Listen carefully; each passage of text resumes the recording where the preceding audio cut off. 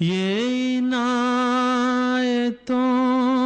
کی جزا ملی، یہ ہدایتوں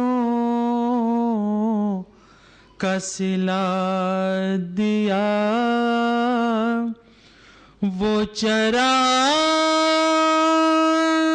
قبر نبی کا تھا جس کربلا میں بجھا دیا، وہ چراغ قبر نبی کا تھا جس کربلا میں بجھا دیا۔ یہ حسین تیرا ہی کام تھا کہ سب اپنے لال فدا کیے، یہ حسین تیرا ہی کام تھا کہ سب اپنے لال فدا کیے، تجھے ان ستاروں نے ڈوب کر شب غم کا چاند بنا دیا، وہ چراغ قبر نبی کا تھا جس کربلا میں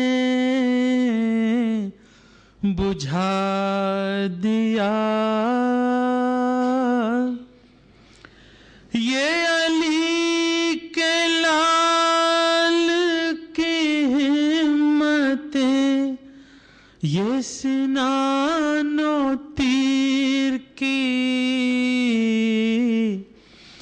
دعوتیں، یہ علی کے لال کی ہمتیں، یہ سنان و تیر کی دعوتیں، کبھی نوجوان کا جگر دیا، کبھی بے زباں کا گلا دیا، وہ چراغ قبر نبی کا تھا جس کربلا میں بجھا دیا، کہو دل کہاں سے یہ لائیں گے جو حسین خیمے میں جائیں گے، کہو دل کہاں سے یہ لائیں گے جو حسین خیمے میں جائیں گے، جسے ماں کی گود سے لائے تھے اس زیر خاک سلا دیا، وہ چراغ قبر نبی کا تھا جس کربلا میں بجھا دیا۔ چمن آپ اپنا مٹا گئے کہ بہار دین خدا رہے. چمن آپ اپنا مٹا گئے کہ بہار دین خدا رہے.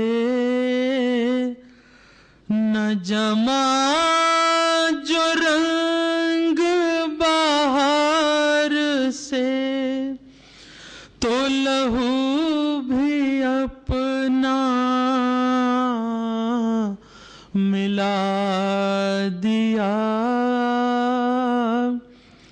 یہ عنایتوں کی جزا ملی، یہ ہدایتوں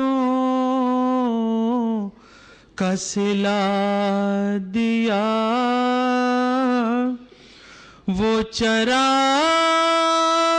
قبر نبی کا تھا جسے کربلا میں بجھا دیا. صلوات آواز بلند.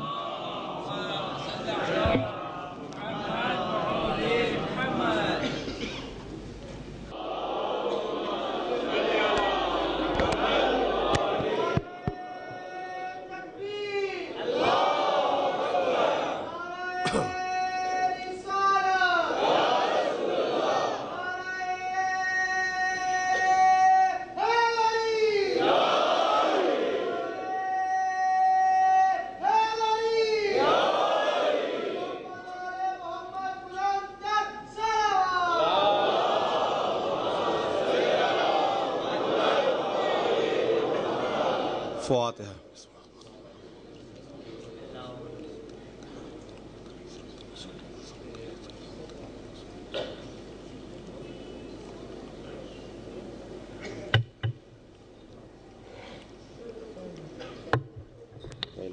دو تین دن سے گڑبڑ ہو گیا. میں اعوذ باللہ من الشیطان اللعین الرجیم. بسم اللہ الرحمن الرحیم. الحمد للہ الذی ہدانا لہذا وما کننا لنہتدی لولا ان ہدانا اللہ. لقد جاءت رسل ربنا بالحق والصلاة والسلام علی النبی الرحمہ وشفیع الامہ وکاشف الغمہ صاحب الوقار والسکینہ المدفون بارض الطیبۃ المدینہ العبد المؤید والرسل المسدد المصطفى الامجد ومولانا بالقاسم محمد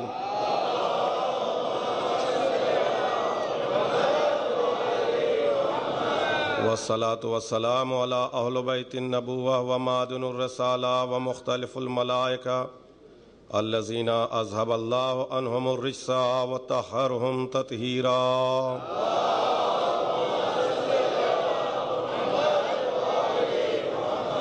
ولعنة الله على أعدائهم وقتلتهم وغاصبي حقوقهم ومنكر فضائلهم ومصائب مجمعين.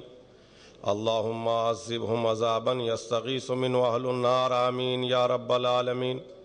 أما بعد فقد قال الله تبارك وتعالى وقوله الحق. بسم الله الرحمن الرحيم. وكذلك جعلناكم أمة وسطا لتكونوا شهداء على الناس. صلوات پڑھ دے محمد والے.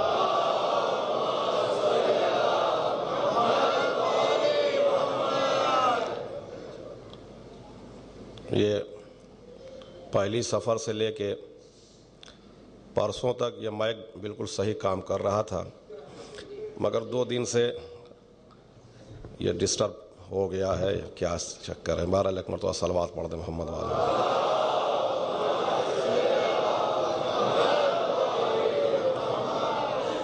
آواز بھی کھینچتا ہے، اس کی وجہ سے کھڑکھڑاہٹ یہ چینج کر دیا ہے. 12 لکھ مرتبہ اور صلوات پڑھ دیں محمد والے.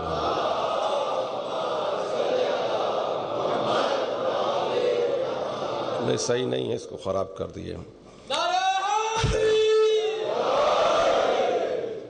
بہرحال آپ کی توجہ موصول رہی تو ہمیں تو اپنا کام کرنا ہے کہ سلسلہ کلام جو چل رہا ہے پیغمبر کے بعد کا، وہ اس سلسلے کی مجلسیں کل تک جو تھیں وہ 2 مجلسیں امیر المومنین کے سلسلے سے شروع میں آپ نے سماعت فرمائی. اس کے بعد میں نے یہ کوشش کی کہ آپ کے سامنے یہ معروضات رکھی جائیں کہ اہل بیت اطہار جب وہ ممبر پہ آتے تھے تو اپنے اور اپنے اجداد کا تعارف کیوں کراتے تھے اور کیسے کراتے تھے. اس سلسلے سے آپ نے جناب مسلم ابن عقیل کا مارکۃ العرا خطبہ اور غازی ابو فضل العباس کا خطبہ سماعت فرمایا، اور کل چونکہ شہادت کی تاریخ تھی لہذا کل کی مجلس امام ضامن 8ویں امام کے سلسلے سے تھی.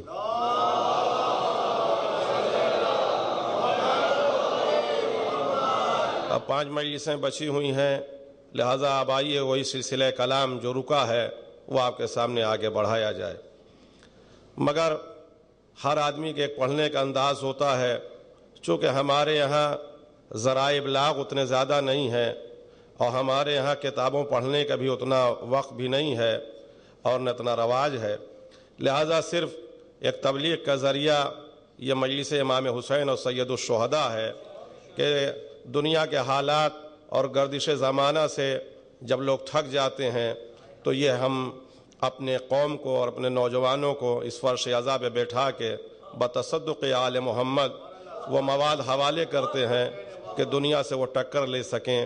اور میری خود کوشش یہ رہتی ہے کہ چونکہ یہی صرف ایک ذریعہ ہے، لہذا اس مجلس میں چونکہ ہر طبقے کے لوگ ہر طرح کے لوگ ہوتے ہیں، لہذا سب کو کچھ نہ کچھ باتیں معلومات کے طور پہ عرض ہوں، لہذا تاریخ بھی ہو، اہل بیت کے کردار بھی ہوں، اہل بیت کے اجداد کی بھی سیرت ہو، اوامر بھی ہو، نواہی بھی ہو، وہ ساری چیزیں ایک کلی خاکہ آپ کے اذہان عالیہ میں موجود ہو جائے. اب وہی سلسلہ کلام آج پھر تھوڑا سا رخ بدلا رہے گا، مگر انشاءاللہ آپ محسوس ہوں گے کہ پیغمبر تک آپ نے جناب خدیجۃ الکبریٰ اور جناب رسالت مآب وہ ساری چیزیں آپ نے پہلے عشرے میں سماعت فرمائیں. دوسرے عشرے کا موضوع یہ تھا کہ پیغمبر کے بعد جو اولاد پیغمبر ہے ان کے کیا کردار. میں نے یہ آیت پڑھی تھی کہ اللہ نے اہل بیت کو ہمارے اور خدا کے درمیان ایک رابطہ رکھا جن کا کام یہ ہے کہ احکام خدا کو ہم تک پہنچائیں، ہماری فریادوں کو وہاں تک پہنچائیں. یہ درمیانی امت ہے، یہ امت وسط ہے، اسی لیے اللہ نے انہیں نور سے پیدا کیا اور نور سے پیدا کرنے کے بعد ہم جیسا جسم عطا کیا. نور سے اس لیے پیدا کیا تاکہ وہاں کے قریب رہیں، جسم اس لیے دیا کہ یہاں سے قریب رہیں. لہذا اہل بیت کی نوع الگ ہے، جنس الگ ہے، پیدا ہونے کا مقصد الگ ہے. اور میں نے اصول کافی کے حوالے سے وہ حدیث بھی پڑھی تھی کہ جس چیز سے ہمارا جسم پیدا ہوا ہے اس چیز سے اہل بیت اطہار کا جسم نہیں پیدا ہوا. اسی لیے ہر آن آل محمد نے یہ کوشش کیا. اب یہاں سے آج سے تقریر سماعت فرمائیں اور یہی سلسلہ کلام چلتا رہے گا کہ ہر آن اہل بیت نے یہ کوشش کیا کہ ہم دنیا کے سامنے نظام الہی کو رائج کریں، اس لیے کہ یہ اللہ کے نمائندے تھے، یہ اللہ کی طرف سے ہادی تھے، تو دنیا کو پتہ کیسے چلے کہ قانون الہی عملی صورت میں کیسے ہو سکتا ہے. لہذا دنیا کدھر جائے اس سے کوئی بحث نہیں ہے. لہذا اہل بیت کا یہ کام تھا کہ نفاذ قانون اسلامی کو اس دنیا میں رائج کر کے یہ بتائیں کہ یہ جو چیزیں ہیں یہ ناممکن نہیں ہیں بلکہ ممکن ہیں. یہ چیزیں ناممکن نہیں ہیں بلکہ ممکن ہیں. میں اپنی بات کو ابھی واضح نہیں کر سکا، اسی لیے آپ قرآن حکیم اٹھا کے دیکھیے تو سب سے زیادہ اللہ کی نظر میں جو محبوب ہے وہ رسالت مآب ہے. اللہ نے ارشاد فرمایا کہ قم اللیل الا قلیلا، اے میرے حبیب آپ راتوں میں کم جاگا کریے، آپ کم عبادت کریے. دیکھتے نہیں کہ آپ کے پیروں پہ ورم آ جاتے ہیں، آپ اتنی نماز پڑھ رہے ہیں؟ کم نماز پڑھیے، کم عبادت کریے، کم جاگیے. پھر ارشاد ہو رہا ہے تاہا ما انزلنا علیک القرآن لتشقی، اے پیغمبر ہم نے قرآن اس لیے تھوڑی آپ پہ نازل کیا کہ آپ مشقت میں پڑ جائیے اور اتنی تبلیغ اسلام کریے. کم کریے، ذرا اپنی صحت کا خیال رکھیے. کبھی اللہ نے یہ کہا کہ قرآن ہم نے اس لیے نہیں نازل کیا کہ آپ مشقت میں پڑ جائیں. کبھی یہ کہا کہ راتوں میں کم جاگیے، کم عبادت کریے. جب عبادت کا باب کھلا تو اللہ نے اپنے حبیب سے کہا، توجہ کر رہے ہیں، کہ کم نماز پڑھیے، کم عبادت کریے، کم قرآن کی تلاوت کریے، جیسے ایک مشفق اور مہربان، جیسے ایک دوست اور حبیب بات کرے ویسے خدا کر رہا ہے۔ اپنے پیروں کا خیال رکھیے، دیکھیے ورم پڑ گئے، اپنی صحت کا خیال رکھیے، کم تلاوت کریے، کم تبلیغ کریے، کم کریے۔ جہاں تک عبادت کی بات رہی تو اللہ نے کہا کم کم کریے، مگر جب اہل بیت کی بات آئی تو کہا وَإِن لَّمْ تَفْعَلْ فَمَا بَلَّغْتَ رِسَالَتَهُ، اگر یہ نہ کیا تو کچھ نہ کیا۔ آپ کوئی ایک حدیث دکھائیے کہ اللہ نے کہا ہو، کوئی آیت دکھائیے، حدیث دکھائیے کہ اہل بیت کے کم فضائل پڑھیے، فاطمہ کی کم تعظیم کریے، حسنین کا احترام کم کریے، ان سے محبت کم کریے۔ کیوں؟ اس لیے کہ پیغمبر کا فریضہ منصبی یہ تھا کہ اہل بیت کا تعارف دنیا کے سامنے کرائے۔ پیغمبر کا فریضہ منصبی یہ تھا کہ اہل بیت کا تعارف کرائیں، اس لیے ہر آن وہ تعارف کرا رہے تھے۔ اب یہ باتیں اگر آپ کے ذہن نشین ہو گئیں تو آپ سوچیں کہ دنیا کا وہ کون ایسا دودھ پیتا بچہ ہے جو نہیں جانتا کہ اہل بیت کون تھے، کیا تھے، ان کی حیثیت کیا ہے؟ دنیا کا کون ایسا شخص ہے کہ جو نہیں جانتا کہ اسلام میں امیر المومنین کی حیثیت کیا ہے؟ اسی لیے کسی کہنے والے نے کیا خوب کہا کہ علی وہ گل گلاب وحدت تھا کہ جب یہ گل کھلا تو کوئی ناک والا نہ تھا جو اس کی خوشبو کو سنتا۔ علی وہ شمع شبستان وحدت تھا کہ جب یہ شمع روشن ہوئی تو کوئی آنکھ والا نہ تھا جو اکتساب نور و ضیاء کرتا۔ کون نہیں جانتا کہ اسلام میں ان کی حیثیت کیا ہے اور اسلام میں ان کی وقت کیا ہے؟ اب آئیے میں آپ کو سناؤں، بڑی جلدی جلدی آہستہ آہستہ یہ باتیں ذرا محفوظ رکھیں، اس لیے کہ دنیا ان باتوں کا جواب نہیں دے پاتی غیر مسلم کو۔ پیغمبر کے بعد جو حالات ہوئے وہ حالات آپ کو اچھی طرح سے معلوم ہے۔ میرے پیروں میں بھی بیڑیاں ہیں، میں بہت زیادہ ادھر تفصیل میں نہیں جانا چاہتا، میں اہل بیت تک آنا چاہتا ہوں کہ پیغمبر کے بعد جو حالات ہوئے وہ آپ کو معلوم ہے۔ امیر المومنین نے گوشے نشینی کی زندگی اختیار کیا، 4 سال کا پیریڈ گزرا، پھر دوسرا دور آیا، 10 سال کا پیریڈ گزرا، پھر اس کے بعد امیر المومنین نہج البلاغہ میں ان ساری پالیسیوں کو خود بیان فرما رہے۔ اس کے بعد دوسری خلافت نے 6 آدمی کی کمیٹی بنائی جسے شورا کہتے ہیں، اور کہا کہ یہ جس کو چاہیں وہ اس کو منتخب کر لیں۔ اب اس پر میں تھوڑا سا رکوں گا، اس لیے کہ میں اپنے نوجوانوں کو یہ بات یاد دلاؤں تاکہ یہ جو نیٹ پہ بیٹھتے ہیں وہ جانیں کہ امیر المومنین کے سامنے یہ بات رکھی گئی اور چیئرمین نے یہ کہا کہ ہم آپ کو بنانا چاہتے ہیں مگر 3 شرطیں۔ امیر المومنین نے کہا بیان کریے۔ کہا پہلی شرط یہ ہے کہ آپ کو اپنی خلافت قرآن کی روشنی میں چلانی ہوگی۔ علی نے ہاتھ اٹھا کے کہا منظور ہے۔ کہا سیرت پیغمبر کے مطابق چلنا ہوگا، کہا منظور ہے۔ کہا پچھلی جو حکومتیں کہیں ہیں ان کے مطابق چلنا ہوگا، علی نے کہا نہیں منظور ہے۔ نہیں رکیے، آج کی تقریر بہت سمجھ بوجھ کے کریے گا، آج کی تقریر بہت سمجھ بوجھ کے ذہن نشین کریے، یہ نقش کل حجر کریے۔ یہ ایسے پڑھا جاتا ہے کہ جیسے لگتا ہے کہ استغفر اللہ اعظم باللہ، علی ان کی بات نہیں مان رہے تھے یا کوئی ٹینشن تھا یا کوئی تضاد تھا اس لیے علی نے منع کر دیا۔ نہیں، اگر انصاف کی عینک لگا کے دنیا پڑھے تو علی کے سامنے سجدہ کرے گی کہ علی کتنے باظرف اور کتنے عادل تھے۔ علی نے خود جواب دیا چیئرمین کو۔ علی نے کہا یہ تیسری شرط ہمیں منظور نہیں ہے، میرے نوجوان اسے نوٹ کریں۔ علی نے خود جواب دیا کہ یہ تیسری شرط ہمیں منظور نہیں ہے، اس لیے کہ یہ تیسری شرط بلا وجہ کی ہے۔ نہیں توجہ کیا؟ علی کہہ رہے ہیں کہ یہ تیسری شرط بلا وجہ کی ہے۔ پہلی شرط منظور ہے کہ ہم قرآن کے مطابق حکومت کریں گے، دوسری شرط منظور ہے سیرت پیغمبر کے مطابق ہماری خلافت چلے گی، مگر تیسری شرط منظور نہیں ہے اس لیے کہ یہ بلا وجہ کی ہے۔ اس لیے کہ اگر پچھلی حکومتیں قرآن و حدیث کی روشنی میں تھیں تو دونوں شرطوں میں شامل ہے، الگ سے کیوں لگا رہے ہو؟ نہیں سمجھے آپ؟ نہیں سمجھے؟ علی نے بڑا جملہ کہہ دیا کہ اگر دو پچھلی حکومتوں کی یہ زندگیاں قرآن و حدیث کے روشنی میں ہیں تو ان دونوں شرطوں میں شامل ہے، یہ الگ سے کیوں لگا رہے ہیں؟ اور اگر قرآن و حدیث کے خلاف ہے تو علی کبھی قرآن و حدیث کے خلاف نہیں جائے گا، چاہے حکومت ملے یا نہ ملے۔ صلوات محمد و آل محمد۔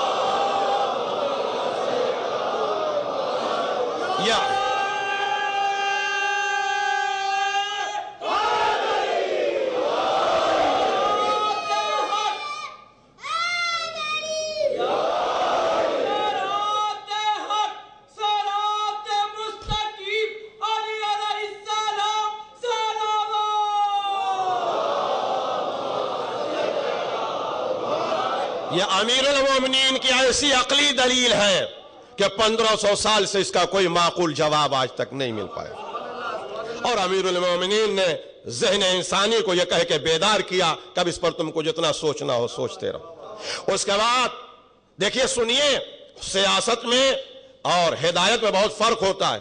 ہم نے بھی دیکھا ہے، ہمارے یہاں جب الیکشن کا زمانہ آتا ہے تو اہل سیاست نہ جانے کتنے کتنے وعدے کرتے ہیں، اور پھر الیکشن ہونے کے بعد کون ہے کہ جو ان سے جا کے منوا لے گا؟ علی کو زبان ہی سے تو کہنا تھا کہ ٹھیک ہے، بعد میں کس میں ہمت تھی کہ علی سے کہتا ہے کہ یہ عمل کریے، مگر علی نے بتایا کہ نہیں، ہم حکومت کرنے کے لیے نہیں آئے ہیں، ہدایت کرنے کے لیے آئے، جس کا نتیجہ یہ ہوا کہ 12 سال پھر علی گوشہ نشین ہو گئے، کل ملا کے 25 سال حکومت سے امیر المومنین الگ رہے۔ اس کے بعد 25 ذی الحجہ سال 35 ہجری کو پھر حالات جب خراب ہوئے تو وہ پھر تاریخ پہ پس منظر میں آپ جائیں، اور لوگ آئے امیر المومنین کے پاس، اور امیر المومنین انکار کر رہے تھے، بار بار لوگ کہہ رہے تھے، 3 دن تک امیر المومنین نے واپس کیا، اور لوگ کہہ رہے تھے کہ نہیں اب کوئی نہیں ہے، آپ بیعت لے لیجئے۔ امیر المومنین نے فرمایا اور لوگوں کے پاس جاؤ، مگر سب کا انکار ہوا، تو امیر المومنین نے کہا اچھا ہم ٹھیک ہے سوچیں گے۔ لوگوں نے کہا کہ اگر آپ نہیں اس وقت ہدایت کریں گے تو ہم پیغمبر سے شکایت کریں گے کہ ہم نے علی سے ہدایت چاہی مگر علی نے ہدایت نہیں کی۔ کہا ٹھیک اگر ہدایت کی بات ہے تو پھر رات بھر سوچ لو اور صبح سویرے آنا۔ اب یہاں سے چونکہ اب امیر المومنین کا ذکر ہے لہٰذا میں اب شروع کر رہا ہوں۔ صبح سویرے ٹھاٹھے مارتا ہوا مجمع نہج البلاغہ اٹھا کے دیکھیے، امیر المومنین فرماتے ہیں کہ حسن اور حسین کے پیر کچلے جا رہے تھے، میری رضا کے دامن پھٹے جا رہے تھے، لوگوں کا ہجوم تھا، جیسے بلوں سے جانور نکلتے ہوں اس طرح سے لوگ منڈلا رہے تھے، اتنا ازدحام اور ہجوم تھا، اور لوگ کہہ رہے تھے علی باہر آئیے، علی باہر آئیے، علی باہر آئیے۔ تاریخ بتاتی ہے کہ ایک معمولی سا کرتا پہنے ہوئے علی باہر آئے اور ایک بلندے پہ کھڑے ہو کے کہتے تم نے سوچ لیا؟ کہا ہاں سوچ لیا۔ علی نے کہا سوچ لیا؟ کہا ہاں سوچ لیا۔ علی 25 سال کے بعد فرما رہے ہیں کہ سنو سوچ لیا؟ کہا ہاں۔ کہا اب جو ہم بیعت لیں گے وہ قرآن و سنت ہی پہ لیں گے؟ نہیں توجہ کیا، ہم جو بیعت لیں گے سب بھول گئے تھے مگر علی نے یاد دلایا کہ اب جو ہم بیعت اس وقت لیں گے وہ قرآن و سنت پہ لیں گے، تمہاری شرطوں پہ نہیں لیں گے۔ کہا ہاں ہاں علی ہم قرآن و سنت ہی پہ بیعت کرنے کے لیے تیار ہیں۔ آپ بتائیے 25 سال کے بعد علی میں تبدیلی آئی کہ امت میں تبدیلی آئی؟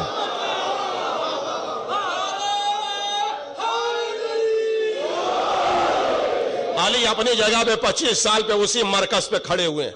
کہا اچھا ٹھیک ہے اب آتے ہیں۔ مسجد چھلک رہی تھی، لوگوں کا ہجوم، آواز آ رہی ہے مولا بیعت لیجئے، مولا بیعت لیجئے، مولا بیعت لیجئے۔ پیغمبر کے جانشین امیر المومنین آئے مسجد میں آئے، ٹھاٹھے مارتا ہوا مجمع کو چیرتے ہوئے ممبر کے قریب آئے۔ تاریخ کہتی ہے کہ جو مسجد النبی میں ممبر تھا 4 زینے تھے، ہمیشہ رسالت مآب عرشہ ممبر پہ بیٹھتے تھے، اسی لیے ہم احتراماً عرشہ ممبر کو چھوڑتے ہیں۔ پیغمبر ہمیشہ عرشہ ممبر پہ بیٹھتے تھے، پہلی خلافت آئی وہ یہاں پہ بیٹھی، وہ یہاں پہ بیٹھے، ایک ایک زینے چھوڑتے رہے۔ اب جب علی کا وقت آیا تو کوئی زینہ نہیں تھا، تو لوگوں نے سوچا دیکھیں علی کہاں بیٹھتے ہیں۔ ایک مرتبہ امیر المومنین اٹھے، ایسے نہیں اٹھے جیسے سب اٹھے، ایسے اٹھے تھے جیسے دست مرسل میں خیبر میں علم لینے کے لیے اٹھے۔ علی اٹھے اپنے دونوں پیروں سے، پہلے زینے کو روندا، دوسرے زینے کو روندا، تیسرے زینے کو روندا، عرشہ ممبر پہ جا کے بیٹھ گئے۔ عرشہ ممبر پہ جا کے بیٹھ گئے۔ کسی نے کھڑے ہو کے کہا علی آپ وہاں بیٹھے جہاں نبی بیٹھا کرتے تھے؟ کہا ہاں۔ کہا کسی میں ہمت نہیں ہو آپ کیوں بیٹھے؟ کہا یہ ان سے پوچھنا کہ کیوں نہیں بیٹھے، ہم بیٹھے ہیں۔ کہا آپ کیوں بیٹھے؟ اس لیے کہ یہاں تو نبی بیٹھا کرتے تھے۔ علی نے زانوں پہ ہاتھ مار کے کہا الا قصر نبی، وہ وقت بھول گئے کہ جب یہ قدم مہر نبوت پہ تھے؟ لکڑی کے ممبر کی بات کر رہے ہو، یہ قدم تو مہر نبوت پہ تھے۔ اس کے بعد امیر المومنین نے بڑا مارکۃ العرا خطبہ دیا ہے جو علی کی خلافت کا پہلا خطبہ ہے۔ بس ایک جملہ اس خطبے کا سن لیجئے اور انشاءاللہ وجد میں آئیے گا۔ 25 سال کے بعد اس ممبر پہ امیر المومنین آ کے بیٹھے، اب خطبہ شروع کر رہے ہیں۔ بسم اللہ الرحمن الرحیم، الحمدللہ الذی قد رجع الحق علی مکان۔ شکر ہے اس پروردگار کا کہ آج پہلی بار حق اپنی جگہ پہ واپس آ گیا۔ صلو علی محمد وآل محمد۔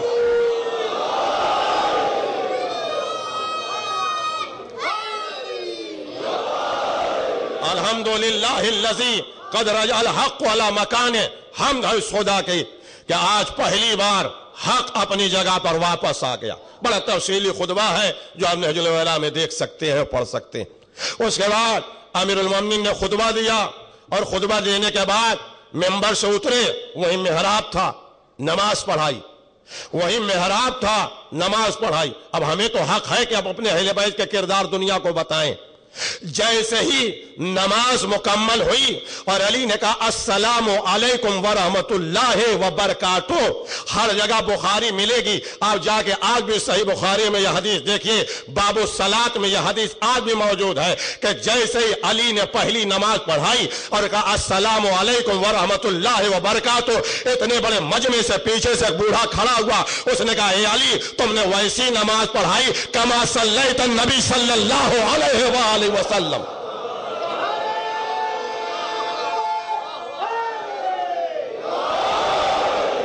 تم نے ویسی نماز پڑھائی جیسی نبی پڑھایا کرتے تھے.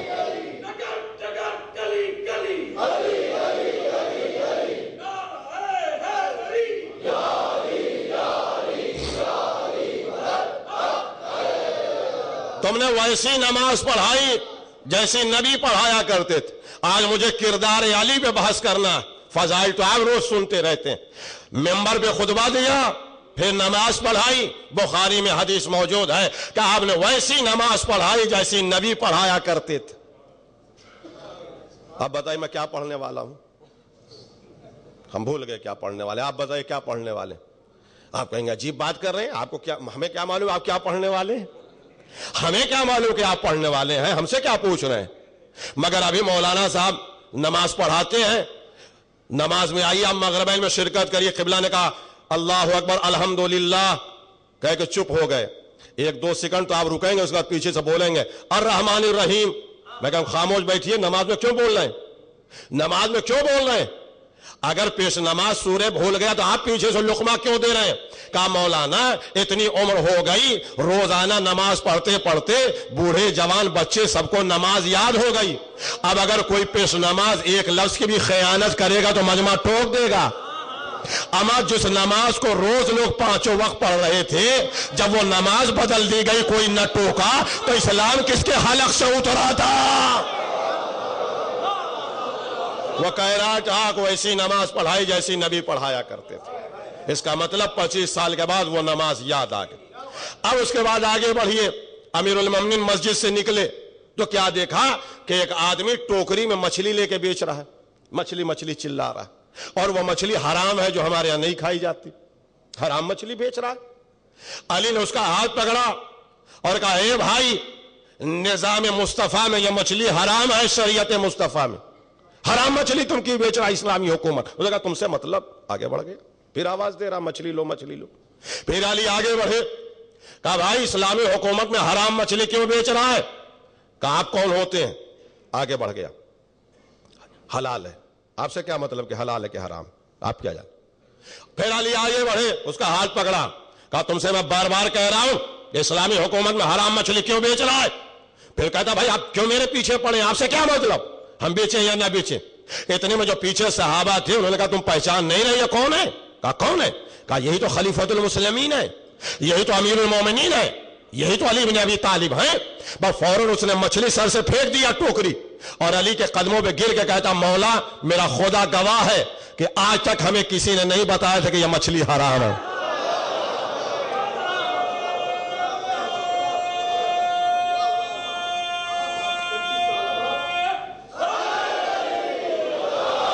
ہمیں پتا ہی نہیں کہ یہ مچھلی حرام ہے.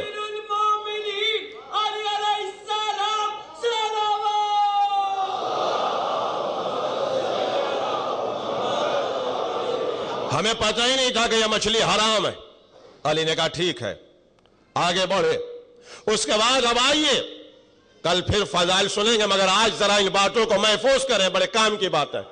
یہ علی کو 25 سال کے بعد میں دکھا رہا ہوں کہ نظام عدل اور نظام ہدایت اور نظام پروردگار کا نفاذ کیا ہے. امیر المومنین کو جیسے حکومت ملی، نماز پڑھا، خطبہ، پھر نماز، پھر مچھلی کا واقعہ، پھر اپنے صحابہ کرام کو لے کے نکلے نظارہ کرنے کے لیے. امیر المومنین کا دور حکومت کاش کے وقت ہوتا تو میں پورا اشرا اس پہ سناتا کہ سب سے پہلے امیر المومنین نے کھیتی کے اوپر زور دیا، کاشت کے اوپر زور دیا، اور عرب کے 2 بڑے دریا جو بہ رہے تھے فرات و دجلہ، اس میں بڑے بڑے باندھ باندھے اور ان کے پانیوں کو ڈائیورٹ کر دیا صحراؤں کی طرف، اور زمین کو سیر و سیراب کر دیا اور کھیتی کے اوپر زیادہ زور دیا۔ خیر مولا علی جس نے زمین کو بھی پیاسا نہ رہنے دیا، جس نے زمین کو بھی پیاسا نہ رہنے دیا، اللہ اسے ساقی کوثر نہ بنائے گا تو کسے بنائے گا؟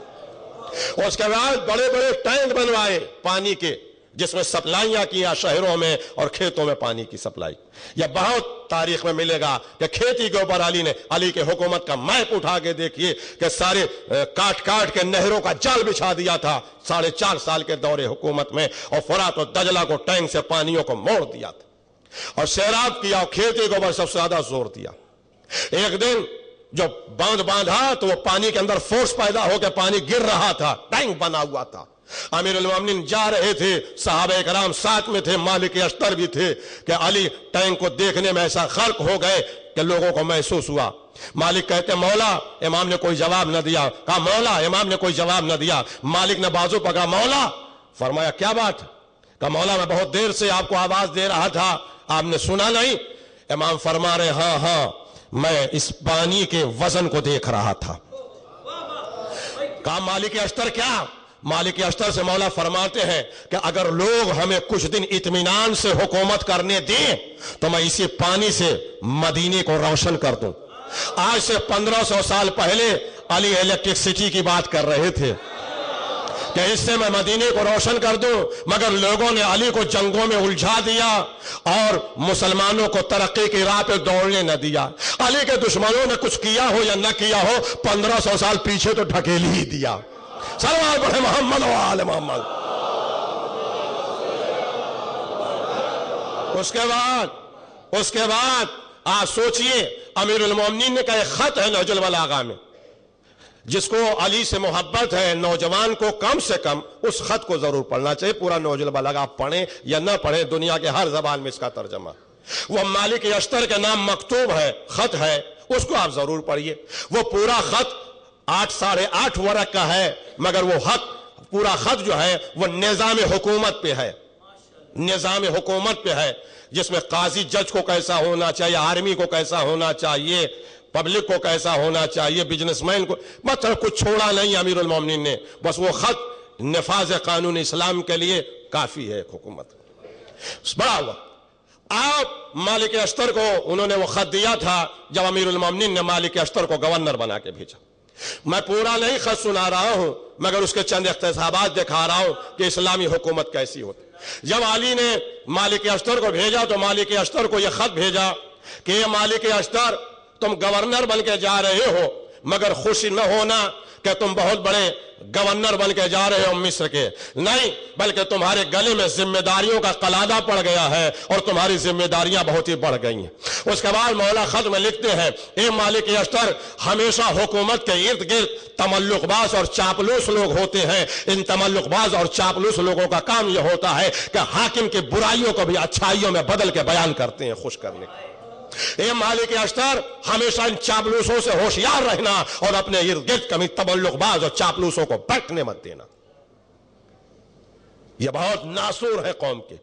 اس کے بعد امیر المومنین فرماتے ہیں کہ دیکھو مالک اشتر، دن میں ایک خاص ایسا وقت معین کرنا جس وقت سرکاری عملہ تمہارے پاس نہ ہو، ججز نہ ہو، حکومت کا کوئی نہ ہو، آرمی کا کوئی نہ ہو، یعنی اسٹیٹ کا کوئی امپلائز تمہارے پاس نہ ہو، وہ وقت مخصوص کر دینا، لگا دینا بورڈ کہ اس وقت کوئی سرکاری آدمی ہم سے نہیں ملے گا۔ اس وقت عام پبلک سے ملنا، اس لیے کہ کمزوری اور مجبوری اور غربت بہت بری چیز ہوتی ہے۔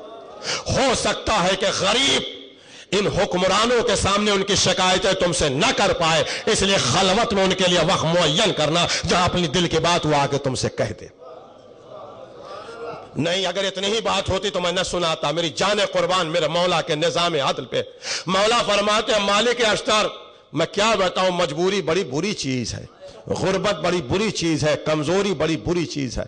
یہ مالک اشتر، ہو سکتا ہے کہ یہ غریب اور کمزور دن کے اجالے میں اپنی بات آ کے تم سے نہ کہہ پائے، اسے خوف ہو کہ کوئی جاسوس اور مخبر نہ دیکھ رہا ہو سکتا ہے کہ وہ دن کے اجالے میں اپنی بات آ کے تم سے نہ کہہ پائے، لہذا رات میں بھی ایک وقت مخصوص ان غربا اور مساکین اور مستضعفین کے لیے رکھنا جو خلوت کا ہو، جس میں رات کے اندھیرے کے فائدہ اٹھا کے وہ آ کے اپنی بات تم سے کہتے۔ اے تھا علی، یہ تھا علی۔ اس کے بعد فرماتے ہیں مالک اشتر، رات میں سویا نہ کرو بلکہ شہروں میں، قصبوں میں، دیہاتوں میں نکل کے ٹہلا کرو، اپنی ریت کا نظارہ کرو اور ہر گھر کے قریب سے گزرو۔ اور جس گھر، کیا منطقی بات امیر المومنین نے نفسیاتی بات کہا کہ جس گھر سے کسی چھوٹے بچے کے رونے کی آواز آئے اس دروازے پہ رک جانا اور سمجھ لینا کہ اس گھر میں کھانا نہیں پکا ہے، اس لیے کہ رات سونے کے لیے ہوتی ہے اور رات میں بچے سوتے ہیں۔ اگر بچہ جگ رہا ہے تو اس کا مطلب وہ بچہ بھوکا ہے۔ اگر رات میں بچہ جگ رہا ہے تو اس کا مطلب وہ بچہ بھوکا ہے، وہ بھوک سے جگ رہا ہے اور اس کی غذا کی ذمہ داری تمہارے اوپر ہے۔ اے مالک اشتر، تمہاری حکومت میں اگر کوئی شخص بھوکا سو رہا ہے تو اس کے ذمہ دار تم ہو، اگر کسی کے جسم پر لباس نہیں ہے تو اس کے ذمہ دار تم ہو، اگر کسی کے رہنے کا مکان نہ ہو تو اس کے ذمہ دار تم ہو۔ 1500 سال پہلے علی نے کہا روٹی کپڑا مکان کی ذمہ داری حکومت کی۔ اس کے بعد صرف 4 سال کے دور حکومت میں علی جب کوفے کے منبر پہ بیٹھے تو علی ہے جو امام وقت ہے، وہ کہتا ہے کہ آج میں چیلنج سے یہ اعلان کر رہا ہوں کہ میری حکومت میں کوئی شخص نہیں ہے کہ جو بھوکا سو رہا ہو، کوئی شخص نہیں ہے کہ جس کے جسم پر لباس نہ ہو، کوئی ایسا شخص نہیں ہے کہ جس کے رہنے کے لیے مکان نہ ہو۔ 4 سال میں جب اتنی خوشحالی اس نے پیدا کر دی تو اگر اور موقع ملا ہوتا تو کیا حال ہوا ہوتا۔ یہ ہے علی کا نظام عدل، یہ ہے علی کا نظام عدل۔ جج کے لیے کیا کرنا چاہیے، قاضی کے لیے کیا کرنا چاہیے، جج کو فیصلہ کرنے میں جلدی نہیں کرنا چاہیے۔ مالک اشتر نے کہا کہ ججوں کی تنخواہ مناسب رکھنا تاکہ وہ رشوت لینے پہ مجبور نہ ہو۔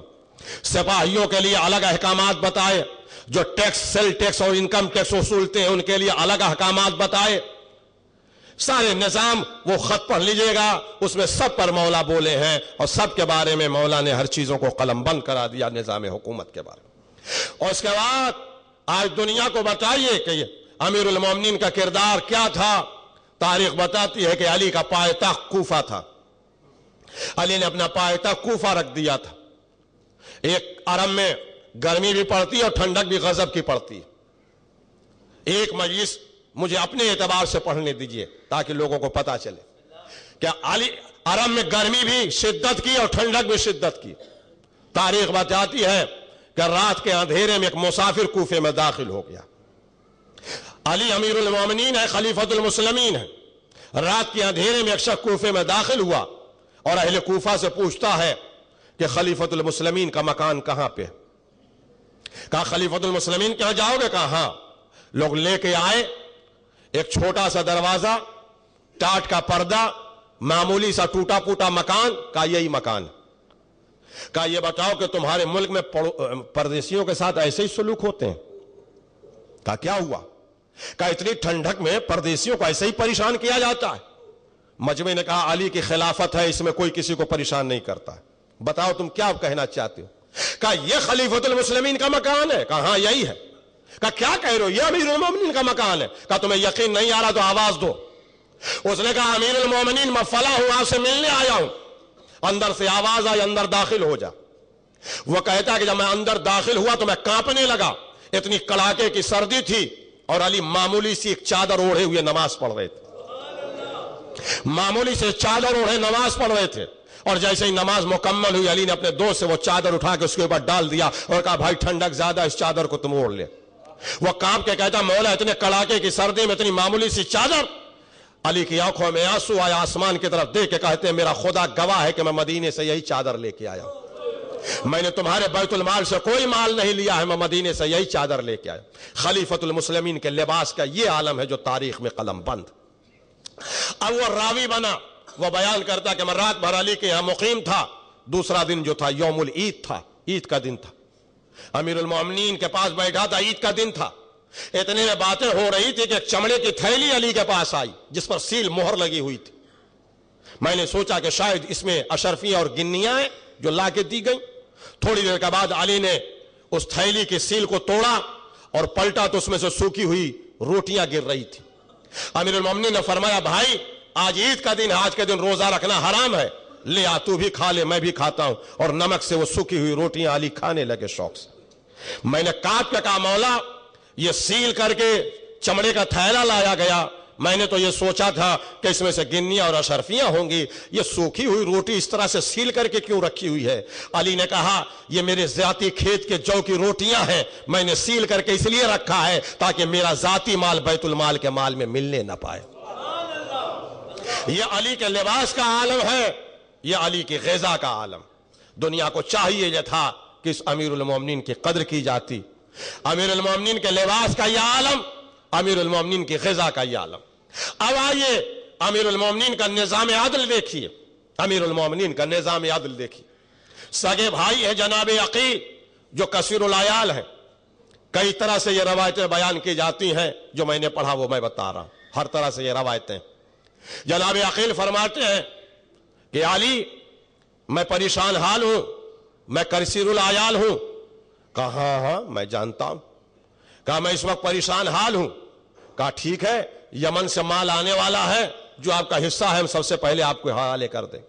कहा तुम समझ नहीं पा रहे हो, मैं कुछ ज्यादा परेशान हूं, मैं कसीरुल अयाल।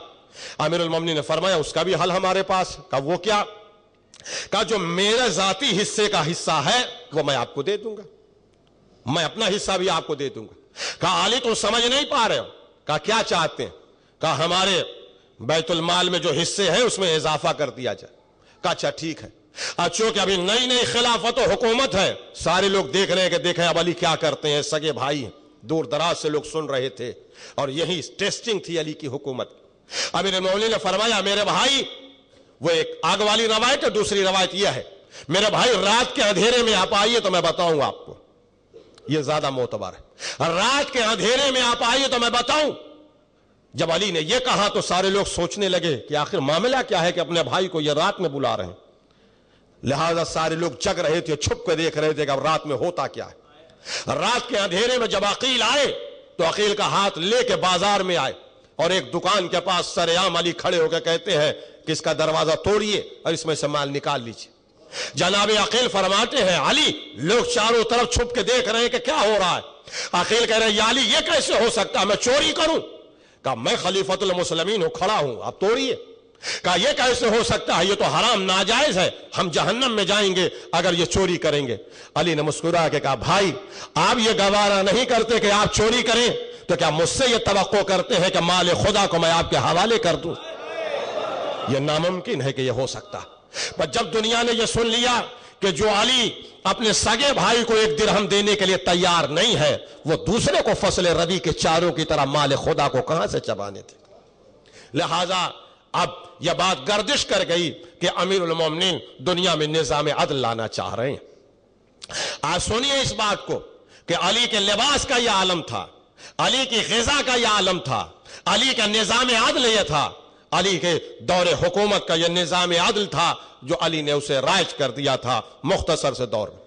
कुछ लोग पूछते हैं कि यह अली ने मुख्तसर से दौर में यह हुकूमत कबूल क्यों किया? तब थोड़ी सी आपके ऊपर सुस्ती हो गई तो कुछ फजाइल भी सुनिए। हुकूमत 4 साल के लिए, 4.5 साल के लिए अली ने क्यों कबूल किया? जब छोड़ दिया तो छोड़ देते। दोस्तों हाँ बात आपकी सही है, मगर मेरा जवाब सुनिए कि जब 25 साल हुकूमत से अलग रहे तो 4.5 साल अली ने हुकूमत किया क्यों? अगर 4.5 साल अली हुकूमत न करते तो आज का रावी, आज का मुअर्रिख, आज का दानिश्वर यह कहता कि अली के फलसफे बड़े अच्छे थे, अली के लॉजिक बड़ी अच्छी थी, अली बातें बड़ी अच्छी अच्छी करते थे, अली के पास फार्मूले बड़े अच्छे अच्छे थे, मगर वो सारे फार्मूले दुनिया में नाफिज नहीं हो सकते। इसलिए कि हुकूमत चलाने के लिए ये सारी चीजें करनी पड़ती हैं, हुकूमत चलाने के लिए सही गलत करना पड़ता है, हुकूमत चलाने के लिए तोड़ जोड़ करना पड़ता है। नहीं मेरी बात समझे आप इस हाल में बैठे हैं हम आप, और हम कहें कि हमारे पैजामे भीगे नहीं हैं, हम भीगे नहीं हैं, हमारे पांचे नजिस नहीं हैं, हमारा कपड़ा पाक है, तो कौन सा کمال ہے. ہم تو اندر بیٹھے ہیں مگر ابھی باہر موسلادھار بارش ہو رہی ہو اور کوئی بارش میں آئے اور اپنے کپڑے کو پاک کر کے یہاں چلا آئے تب نہ کمال ہے. آپ تو اندر بیٹھے ہوئے ہیں. تو دنیا کہتی کہ علی کے فارمولے بہت اچھے تھے مگر عملی صورت تو اس کا نفاذ نہیں ہو سکتا. لہذا علی نے کہا کہ تمہاری پرخار سیاست کی وادیوں سے 4.5 سال میں گزر رہا ہوں, میرے دامن پہ کوئی ترک اولا کا دھبا ہو تو دکھاؤ. اس کا مطلب یہ ہے کہ جو یہ قوانین اسلامی ہیں یہ نافذ کرنا ناممکن نہیں ہے. ہم نے اس کو ممکن کر کے دنیا میں رائج کر کے دکھا دیا. اس لیے علی نے نظام عدل کو نافذ کر دیا. اور یہی وجہ تھی کہ علی اپنے اصول سے نہیں ہٹے. کیوں؟ اس لیے کہ ان کا مطمع نظر حکومت نہیں تھا, ان کا مطمع نظر ہدایت تھا. ان کا مطمع نظر حکومت نہیں تھا, ان کا مطمع نظر ہدایت تھا. اب آئیے ایک خط سنیے آپ. امیر شام کا خط آیا, نہج البلاغہ میں مولا کا جواب موجود. اس میں لکھا کہ علی آپ نے اسلام میں بڑی بدعتیں پیدا کی ہیں اور بہت سارے چارج لگائے گئے علی کے اوپر کہ یہ آپ نے کیا ہے, اور آپ کہتے ہیں کہ میں ان سے افضل ہوں حالانکہ آپ پچھلے لوگوں سے افضل نہیں تھے. اس طرح کے بہت ساری باتیں. امیر المومنین نے اس کا جواب لکھا اور جواب لکھا اور کیا کیا بین جواب لکھا امیر المومنین نے. دنیا سیاست علوی علی سے سیکھے. وہ کیا ہے جو نفس کئی جگہ جھگڑا لگایا تھا, اگر علی کچھ کہیں تو اختلاف پیدا ہوتا. تنہائی میں ملیں گے تو میں اس خطبے کے پس منظر کو آپ کو سمجھا دوں گا, میں ساری باتیں یہاں سے نہیں کہہ سکتا. امیر المومنین فرماتے ہیں کہ یہ جو تم نے کہا کہ اسلام میں بدعت پیدا کی ہے, میرا خدا گواہ ہے اور میں اس بات کو سمجھتا ہوں کہ لکھنے کے بعد تیرا نفس ملامت کرتا ہوگا کہ تو نے غلط بات علی کی طرف منسوب کرتی. اگر یہ لکھا کہ وہ افضل تھے یا مفضول تھے تو اس کا تم سے کیا فائدہ پہنچے گا؟ ہاں اگر کرنی ہو تو اپنی بات کر, اور جو ہمیں تم کو للکارا ہے تو یقین جانو ہم اڑ کے تمہارے درمیان آنے والے ہیں, اور نہ تلوار بدلی ہے نہ وہ ہاتھ بدلا. امیر المومنین نے فرمایا کہ یہ میرا خط کون ہے جو شام پہنچا دے؟ تو حاتم طائی کا نام سب جانتے ہیں. حاتم طائی کے بیٹے عدی تھے کہ جب مسلمان ہوئے تو رسول اللہ بہت خوش ہوئے تھے. انہی کے بیٹے ترما تھے, یہ شہداء کربلا میں شامل ہیں. ترما بن عدی بن حاتم طائی جو بالکل طویل القامت تھے, بہت لمبے تھے, اتنے لمبے تھے کہ جدھر سے جاتے تھے لوگ ان کو دیکھ کے ہنسنے لگتے تھے. اور ویسے ہی پتہ نہیں کہاں سے ڈھونڈ کے اونٹ لائے تھے جو بہت ہی طویل القامت تھا.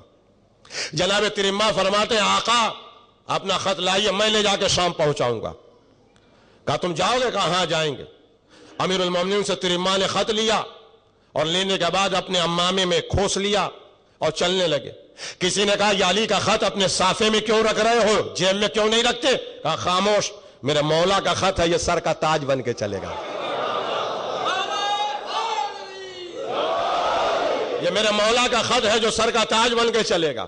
اب بھی اس کے واقعات میں تھوڑا سا چھوڑ رہا ہوں. تیز شام پہنچے. ادھر امیر شام اور اس کے وزیر عمریاس باغ میں بیٹھے باتیں کر رہے تھے. اتنے میں دیکھا کہ ایک لمبا آدمی, ایک عرابی آ رہا ہے. تو میں نے پھر کہا کہ لوگ ان کو دیکھ کے ہنستے تھے, تو کہا ان کو بلا کے مذاق کیا جائے. چنانچہ بلایا, کہا یہ بتاؤ کہاں سے آ رہے ہو؟ کہا علی کے پاس سے آ رہا ہوں. کہا کہاں جا رہے ہو؟ کہا یہاں جا رہے. کہا جب علی کے پاس سے چلے تو عالم کیا تھا؟ کہا علی کا چہرہ 14ویں کے چاند کی طرح چمک رہا تھا اور بنی ہاشم مثل ستاروں کے ان کے ارد گرد گھیرے ہوئے تھے. کہا تم تو بہت زود گو ہو. کہا ہم کیا زود گو, وہاں جاؤ تو سلمان و ابوذر مقداد و حذیفہ نہ جانے کیسے کیسے زود گو ملے. لہذا میرے شام دربار میں آ گئے اور اس سے کہا کہ تھوڑی دیر رکو, جب دربار سج جائے تب لے کے آئے. چنانچہ لے کے آئے تو دربار سج گیا. امیر شام بیٹھا ہوا تھا یزید داہنی طرف, امیاس جا کے بائیں طرف بیٹھ گیا اور ترما دروازے پہ کھڑے. امیر شام نے پوچھا کہاں سے آئے ہو, کس لیے آئے ہو؟ کہا مولا کے پاس سے آیا, ان کا خط لے کے آیا ہوں, ورنہ میری یہاں آنے کی ضرورت کیا تھی, میں یہاں کیوں آتا. کہا اچھا تو یہ ہمارے غلام کھڑے ہیں, ان کو خط دے دو. کہا ناممکن ہے. کہا کیوں؟ کہا میرے مولا کا خط پاک ہے اور یہ غلام نجس ہیں, نہیں دوں گا. کہا اچھا یہ میرے وزیر کو دے دو. کہا اس کو بھی نہیں دوں گا. کہا تو میرے یہ خط کیسے ملے گا؟ کہا تم سمجھو کیسے ملے گا, وزیر کو بھی نہیں دوں گا. اب اسی جملے کے لیے میں نے پورا واقعہ سنایا. کہا اچھا تو ٹھیک ہے, تم خود چل کے آؤ اور یہ خط ہمیں دے دو. کہا امیر شام میں یہ گوارا نہیں کرتا کہ اپنے جوتے کا پاک تلہ تیری نجس قالین پہ رکھوں. کہا تو پھر کیسے ملے گا؟ کہا تو خود اٹھ کے آؤ. چنانچہ یہ خود گئے اور خط لے کے آئے اور پڑھا. پڑھنے کے بعد غصے میں دونوں پیروں کے درمیان علی کے خط کی تحریر کو دبائے ہوئے تھے. اس کے بعد جب غصہ تھوڑا کم ہوا تو کاتب کو بلایا، کہا لکھ جواب. علی پرانی بات ہے، ابھی تک یاد کیے ہوئے ہیں، وہ زمانہ بدل گیا. لکھا جواب. کہا لکھو اے علی آپ جنگ کی ہمیں اب دھمکی نہ دیجئے گا، اس لیے کہ اب ہمارے پاس اتنی فوجیں ہو گئی ہیں کہ مثل رائی کے دانوں کے جن کا کوئی شمار نہیں. اب ہمارے پاس اتنی فوجیں ہیں کہ مثل ستاروں کے جن کا کوئی شمار نہیں. اتنے میں تیری ماں بہت تیز وہاں سے ہنسے، بہت تیز ہنسے. امیر شام کہتا ہنس کیوں رہے ہو؟ کہا ہنس اس لیے رہا ہو کہ اتنے بچکانے سوال مولا کے پاس بھیج رہا ہے. اتنے ہلکے بچکانے سوال میرے مولا کے پاس کیوں بھیجا؟ اس کا جواب میں ہی دیے دیتا ہوں، یہاں اتنی زحمت کی ضرورت کیا؟ کہا اس کا جواب تو دے لے گا؟ کہا بالکل ابھی. کہا تم دے دو گے؟ کہا ہاں. کہا کیا جواب ہے؟ ارے کہا تمہارا دو ہی تو سوال ہے نا کہ تمہارے پاس اتنی فوج ہے کہ مثل رائی کے دانوں کے، تو تمہیں نہیں معلوم کہ میرے مولا نے ایک مرغ پال رکھا جس کا نام مالک اشتر ہے. مولا نے ایک مرغ پال رکھا ہے جس کا نام مالک اشتر ہے، جو ان رائی کے دانوں کو چن لے گا، کسی کا پتہ نہیں چلے گا. دوسرا سوال تمہارا یہ ہے کہ ہمارے پاس اتنی فوج ہے کہ مثل ستاروں کے، تو تمہیں نہیں معلوم کہ میرا مولا علی سورج ہے، جب سورج نکلتا ہے تو ستارے غائب ہو جاتے ہیں. جب علی میدان میں آئیں گے تو یہ چندے کے ستاروں کا پتہ نہیں چلے گا. کہا اچھا تم تو بہت زود گو ہو، ایسا کرو یہ بتاؤ کہ اگر تمہیں کچھ مال دیا جائے تو لوگے کہ نہیں لوگے؟ کہا کیوں نہیں لیں گے؟ کہا حکم دیا کہ 70 اونٹ سرخ مال سے لدے دیے جائیں. آ گیا. کہا لے لو. جیسے لینے کے لیے آگے بڑھے، کہا نہیں رکو ایک شرط ہے. کہا وہ کیا ہے؟ کہا جب تک خط لکھا نہ جائے بولنا مت. کہا ٹھیک ہے ٹھیک ہے کوئی بات نہیں، نہیں بولیں گے، لکھ لیجیے آپ خط. خط لکھ کے اس کو دیا، جیب میں رکھا، اونٹ پکڑا، 70 اونٹ مال سے لدا لے کے چلنے لگا. اب انہوں نے امیر شام سے کہا کہ یہ بتاؤ کہ اس نے دربار میں اس طرح سے بات بھی کیا اور اتنا مال بھی تم نے دلوا دیا اور ہمارے لیے کچھ کہا نہیں؟ کہا ہاں. کہا ترما رکو. رک گئے. کہا یہ بتاؤ کہ اتنا مال علی دے سکتے ہیں؟ کہا ہرگز نہیں، بالکل نہیں. کہا انہوں نے دیا؟ کہا حتماً انہوں نے دیا. کہا تو ان کے لیے کچھ تم نے کہا نہیں؟ کہا آپ ہی نے تو کہا تھا کہ کچھ نہ کہو، تو ہم خاموش تھے. اب اگر آپ اجازت دے رہے تو میں کہہ رہا ہوں کہ اتنا مال علی نہیں دے سکتے، اتنا مال علی نہیں دے سکتے. انہوں نے دیا، علی کبھی نہیں دے سکتے. کہا کیوں؟ کہا اس لیے کہ علی بیت المال کے مال سے غربا اور مساکین کا پیٹ بھرتے آدمی نہیں خریدتے ہیں. سلوات پڑھیں محمد و آل محمد پر.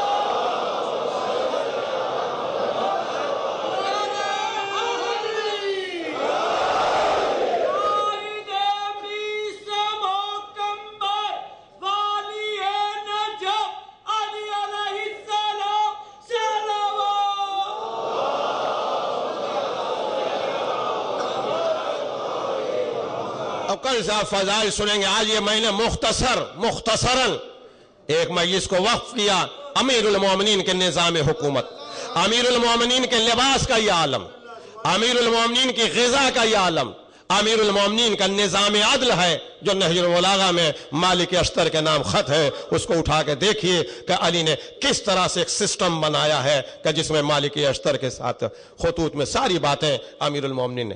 امیر المومنین چاہ رہے تھے کہ پوری دنیا میں نظام الہی اور نظام عدل قائم ہو جائے. آج دنیا پوچھتی ہے تو لوگ جواب نہیں دے پاتے، اس لیے کہ کردار نہیں ہے. جو کردار ہے اس کو پیش نہیں کرنا چاہ رہا. وہ کردار آل محمد کا ہے، وہ کردار اہل بیت کا کردار. آپ اس بات کو ذرا سوچیں اور اس بات کو غور کریں اور پھر غور کریں اور پھر سوچیں کہ ایک آدمی وہ ہے کہ جو گلا کاٹ رہا ہے، ایک آدمی وہ ہے مصائب نہیں پڑھ رہا، قتل کر رہا ہے، مگر گرفتار ہو کے آ رہا ہے تو علی پوچھتے ہیں کہ بتاؤ ہمارے اندر عیب کیا ہے. ہے کوئی دنیا کا شخص کہ اپنے قاتل سے پوچھے کہ میرے اندر کمی کیا ہے جو مجھ کو قتل کیا؟ کچھ بھی الزام لگا سکتا تھا، کچھ بھی الزام لگا سکتا تھا. سر کاٹا ہے اس نے، ضرب لگائی ہے اس نے، مگر اس نے الزام کوئی نہیں لگایا. کہ آپ سے بہتر کوئی امام نہیں ہے، ہمیں جہنم اپنی طرف کھینچ رہا. سوچو علی وہ ہے کہ جس کا قاتل اس کے اندر عیب نہ نکال سکے تو دوسرا کیا عیب نکالے. علی وہ علی ہے کہ جس کا قاتل اس کے اندر عیب نہیں نکال سکتا. अमीरुल मोमिनीन ने अपने कातिल से पूछा, और उसके बाद उसके हाथ कप रहे थे, रस्सी बांध के लाया गया था, तो अमीरुल मोमिनीन ने कहा खोल दो इसके हाथ से रस्सियां। इतने में इमाम हसन शरबत लेके आए, तो उसका मुंह सूख रहा था इब्ने मुलजिम का। इमाम ने पूछा क्या है, तू भी पिएगा? कहा मौला प्यासा हूं। अगर अमीरुल मोमिनीन यही कह देते कि इसको भी पानी पिला दो या शरबत पिला दो, तो मैं यह वाकया न पढ़ता और दुनिया इस वाकये से इबरत न लेती। भाई इतना ही कहला काफी था कि इसको भी पानी पिला दो। मगर अली क्या है वो समझिए। अली का निजाम अदल देखिए, कातिल गिरफ्तार होके खड़ा है और अपने बेटे इमाम हसन से कहते हैं मेरे लाल ऐसा ही शरबत लाओ जैसा मेरे लिए लाए। यह है निजाम अदल अली का। ऐसा पानी पिला देते हो तो नहीं काफी था, कातिल था, हाथ बंधे थे, मगर यह कहा कि वैसा शरबत लाओ जैसा मेरे लिए लेके आयो। अपने कातिल के साथ भी ऐसा सलूक करता है अली, तब कायनात में अली में। आप सोचे कि अमीरुल मोमिनीन की हैसियत क्या है, अमीरुल मोमिनीन की ग़िज़ा, अमीरुल मोमिनीन का लिबास, अमीरुल मोमिनीन का यह आलम। अब यह अमीरुल मोमिनीन का दौर हुकूमत नहीं है, पैगंबर का दौर हुकूमत, मगर वाक़या अमीरुल मोमिनीन से मंसूब। अमीरुल मोमिनीन जा रहे हैं, इतने में देखा कि एक शख्स है जो मुर्दार खाने जा रहा, मुर्दार खाने जा रहा। अली चीखे ठहरो ठहरो ठहरो, ये क्या कर रहे हो, मुर्दार खाने जा रहे। वो भी पढ़ा लिखा आदमी था, उसने मुंह छुपा के कहा अली न रोकिए, ये मुर्दार अब हमारे ऊपर जायज है, ये मुर्दार अब हमारे ऊपर जायज है, इसलिए कि मैं 3 दिन से फाके से हूं, 3 दिन का भूखा हूं, अब मुर्दार जायज हो गया मेरे। अली की आंखों में आंसू आ गए, कहा भाई चंद सेकंड, चंद लम्हे रुक जा। रुक गया। अली दौड़े हुए अपने घर गए। अली के घर में कुछ ना था, तारीख कहते एक सूखी हुई रोटी थी, उसी को लेके आ गए और कहा ये भाई ले, ये हमारे घर में बस यही सूखी हुई रोटी थी, मुर्दार ना खा, ये रोटी खा ले। अभी तक तो भूखमरी का यह आलम था कि मुर्दार खाने जा रहे थे। कैसे कैसे लोग हैं देखिए, मगर मारिफत अहले बैत की देखिए। अभी तक भूखमरी का यह आलम था कि मुर्दार खाने जा रहा था। जब अली ने रोक दिया, सूखी रोटी लेके आए, कहा भाई मेरे पास यही सूखी रोटी थी, ले इसको खा ले। तो मुस्कुरा के कहता अबुल हसन, इस वक्त तो मेरा दिल कह रहा था कि मैं मुर्गे बिरियां खाऊं। नहीं सुनिए, बड़ा पुरलुत्फ वाकया। सूखी रोटी दिया था, इस वक्त तो मेरी ख्वाहिश थी कि मुर्गे की बिरयानी खाऊं, मुर्गे बिरियां खाऊं। अमीरुल मोमिनीन से कहा था उसने मारिफत से, अमीरुल मोमिनीन ने मुस्कुरा के कहा हाथ बढ़ा और इसको मुर्गे बिरियां समझ के खा ले। हाथ बढ़ा, इसको मुर्गे बिरियां समझ के खा। और जब उसने हाथ बढ़ाया तो वो सूखी रोटी मुर्गे बिरियां बन गई, मुर्गे के बिरयानी बन गई। सैर होके खा लिया। कहा सैराब हो गए? कहा हां। कहा अब कोई ख्वाहिश? कहा हां, मैं ये चाह रहा था कि अंगूर का शरबत पी लूं। अली ने कहा कि फिर हाथ बढ़ा शरबत अंगूर की नीयत से।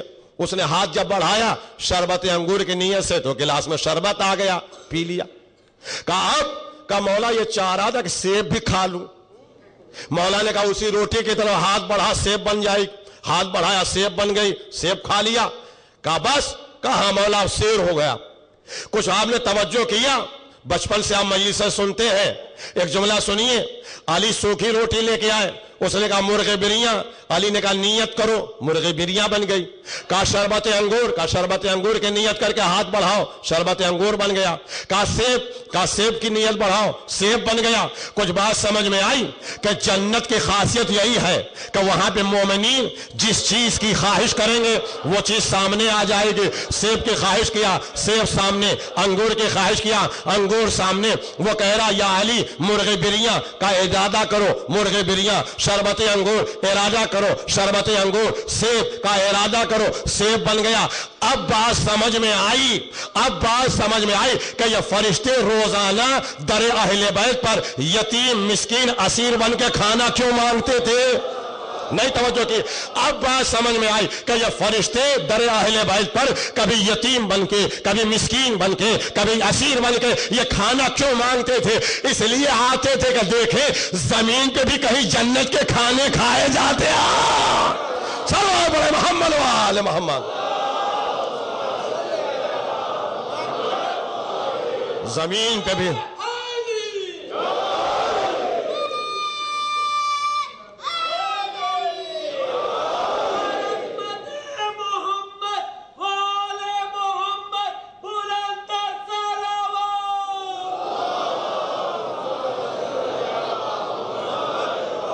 अब कल से फजाइल आप सुनेंगे, ये मखसूस मजलिस में एक फिक्री बात ताकि अज़हान आलिया में महफूज रहे। अब आप सुने आप कि अहले बैत का किरदार क्या है। तारीख बताती है कि मदीने में एक औरत रहती थी जिसका काम यह था कि वो लोगों के घर काम करती थी, लोगों के घर बर्तन साफ करती थी, खाने पकाती थी। उसके एवज में जो उसे खाना मिलता था वो लेके आती थी। उसका एक यतीम बच्चा था, शौहर का इंतकाल हो गया, वो खुद खाती थी और वो बच्चा खाता। बच्चा बहुत कम सिन था, 3 साल का सिन था बच्चे का, बहुत कम सिन था। खुद खाती थी, बच्चे को खिलाती।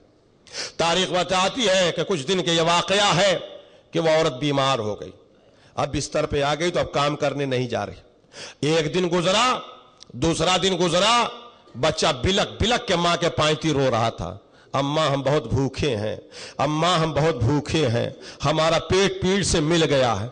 अम्मा बताइए ग़िज़ा का क्या इंतजाम है।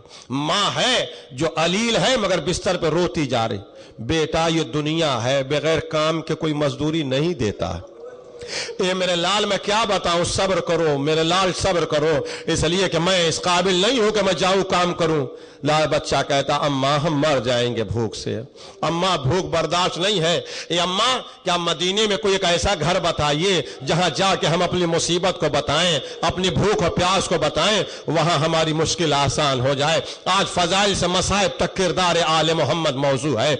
चुनांचे वो औरत बहुत गौर से देखती है, मदीने में कोई घर ऐसा नहीं है जहां जहां तेरी हाजत पूरी हो जाए। कहा मां हम मर जाएंगे, क्या कोई घर है? मां कहती है कि थोड़ा दूर है, अगर जा सकते हो तो एक घर है जहां तुम्हारी हाजत पूरी हो जाएगी। कहा अम्मा वो घर कौन है? कहा जाओ पूछते हुए मोहल्ले बनी हाशिम को पूछते जाओ, और जब मोहल्ले बनी हाशिम में पहुंच जाना तो वहां फातिमा का घर पूछना, फातिमा के घर में दाखिल हो जाना, तुम्हें कहने की जरूरत नहीं है, तुम्हारी हाजत पूरी हो जाएगी। चुनांचे वो बच्चा लड़खड़ाता हुआ मदीने की गलियों से होता हुआ मोहल्ले बनी हाशिम में आया। मोहल्ले बनी हाशिम में फातिमा का घर पूछा, फातिमा के घर के करीब आया, टाट का पर्दा पड़ा हुआ था, कमजोर और नकाहत से चक्कर आ रहे थे। लड़खड़ाता हुआ अंदर जैसे ही सहन में दाखिल हुआ, फातिमा ने देखा, दौड़ी, मेरे लाल क्या हुआ? रो के कहता शहजादी हम यतीम हैं, हमारे बाप इस दुनिया में नहीं है, हमारी माँ मजदूरी करती थी, वो 2 दिन से बीमार है, जिसकी वजह से हमारे घर में खाने का कोई इंतजाम नहीं है, और भूख से हमारा यह आलम है कि हमारा पेट से मिल गया है, हमारे आंखों के नीचे अंधेरा दिखाई दे रहा है। फातिमा रोने लगी, फिजा करीब आओ। फिजा आई, फिजा से कहते फिजा खाने के लिए कुछ है? कहा बीबी कुछ नहीं है। कहा आटा है? कहा नहीं है। कहा दुम है? कहा नहीं है। एक मतलब फिजा कहती है शहजादी अगर खाने के लिए घर में कुछ होता तो हसनैन 2 दिन से फाके से रहते। ये बीबी आपको मालूम है कि हमारे घर में फाका है। बेकमता फातिमा रो के कहती जल्दी अली को बुला के लाओ। अली आए घर के अंदर, फातिमा क्या बात है? फातिमा रो के कहती अली यतीम भूखा है, एक यतीम भूखा है, जमीन फट न जाए, एक यतीम भूखा है, एक यतीम भूखा है, इसके खाने का इंतजाम करिए। अमीरुल मोमिनीन फरमाते हैं ज़हरा आप बेहतर जानती है कि हमारे घर का क्या आलम है। फातिमा ने अपने सर से चादर उतारा, कहा अली ले जाइए, इसको गिरवी रखिए और जल्दी से गंदुम लेके आइए, इसलिए कि यतीम भूखा है। यह है किरदार अहले बैत। अली चादर को लेके गए, एक यहूदी के यहाँ गिरो रखी, गंदुम लेके आए, जल्दी जल्दी फातिमा ने चक्की से उसे पीसा, रोटियां पकाई, और पकाने के बाद यतीम के पास लाके बैठ गए, बेटा खा लो। खा लिया उसने, कहा खूब शेर होके खा लो, खूब शेर होके खा लिया। जब चलने लगा तो जो बची हुई रोटियां थी फातिमा ने उसे उठाया और उस यतीम के दामन में बांध दिया, कहा बेटा इसे भी लेते जाओ, जब भूख लगेगी तो फिर खा लेना। मगर बच्चा बड़ा बागैरत था, उसने कहा शहजादी हम ये रोटियां नहीं लेंगे। कहा क्यों? कहा इसलिए कि आपके बच्चे भी तो भूखे हैं। यह है किरदार अहले बैत। आपके बच्चे भी तो भूखे हैं, ये रोटियां अपने बच्चों के लिए रख लीजिए। फातिमा कहती नहीं तुम लेके जाओ, इसलिए कि उनके सर पे उनके बाप का साया है, तुम्हारे सर पे तुम्हारे बाप का साया नहीं है। ये आजादारों रोने का मुकाम है कि अहले बैत यतीमों का कितना ख्याल रखते थे, मगर हाय जब आले मोहम्मद के यतीम करबला से चल रहे हैं तो न कोई खाना दे रहा है न पानी दे रहा है। बजाय पानी देने के कोई गर्म गर्म पानी उन पर फेंक रहा है, कोई पत्थर फेंक रहा है, कोई नेज़े चला रहा है और यह आवाज दी जा रही है हाज़िही सबाया मिन बनात नबी सल्लल्लाहु अलैहि वसल्लम, ये नबी की बेटियां हैं जो लाई जा रही हैं, ये रसूल की नवासियां हैं जो लाई जा रही। अजर कमल अल्लाह, खुदा को किसी गम में लाए सिवाय गम सैयदुल शुहदा में। आजादारों शाम में यह काफिला दाखिल हो चुका है आले मोहम्मद का। अब शाम के मसाइल मुसलसल आप समात फरमाएंगे, मगर आज सुने जब यह काफिला दमिश्क में शाम में दाखिल हो रहा था, लोग पूछते हैं शाम क्या है, दमिश्क क्या है। शाम सूबे का नाम था, दमिश्क उसके कैपिटल का नाम है, कैपिटल का नाम दमिश्क है। जब दमिश्क में यह काफिला दाखिल होने वाला था तो 3 दिन तक आईना बंदी की गई थी, सजाया गया था, सड़कों को साफ किया गया था, शामियों को नए नए लिबास बांटे गए थे और ऐलान किया गया था कि इनसे इंतकाम ले लो। लिहाजा सारे लोग अपने बालाखानों पे पत्थर लेके, औरतें बैठी थी, नीचे मर्द लेके पत्थर आए थे, छोटे छोटे बच्चे बच्चों को पत्थर मार रहे थे। आज मैं नहीं समझ पा रहा हूं कि यह पूरा मसाइल मैं पढ़ पाऊंगा कि नहीं पढ़ पाऊंगा, मगर कयामत के जुमले हैं जो तारीख ने बयान किया है कि एक शहजादी थी जो अपने बालाखानों पर अपनी सहेली और कनीजों के साथ काफी पत्थरों को जमा करा के बैठी हुई थी और पत्थर मारने के लिए सुबह से वो बैठी हुई थी, मगर काफिला नहीं आ रहा था। वो धूप आ गई, सहेलियां बैठी हैं, कनीजें बैठी हैं, काफी पत्थर जमा है। जब ज्यादा ताखिर हो गई तो उसने अपनी कनीज से पूछा, एक कनीज तुझ पे वाय हो, बताओ वो काफिला कहां है जिसका हम सुबह से इंतजार कर रहे हैं पत्थर मारने का। दोपहर आ गई, वो काफिला अभी नहीं आया। कनीज ने कहा बीबी सर उठाइए, देखिए वो जो कटे हुए सर नेजों पे आ रहे हैं, इन्हीं कटे हुए सरों के पास वो खुले हुए सरों में औरतें आ रही हैं जिन्हें हमें पत्थर मारना है। अब आजादारों में नहीं पूरा पढ़ पाऊंगा, तारीख का जुमला है, कलेजा फट गया, कैसे मसाए पढ़ो। अब जब शहजादी ने अपना चेहरा बुलंद किया तो जो सबसे पहला सर उसके सामने था वो हम शबी है पैगंबर अली अकबर का था। उसने गौर से देखा, पीछे हटी और कहती कनीज तुझ पे लानत हो, मैं नहीं भूलती। अरे ये चेहरा तो मेरे छोटे शहजादे आका हुसैन के बेटे अली अकबर से मिल रहा।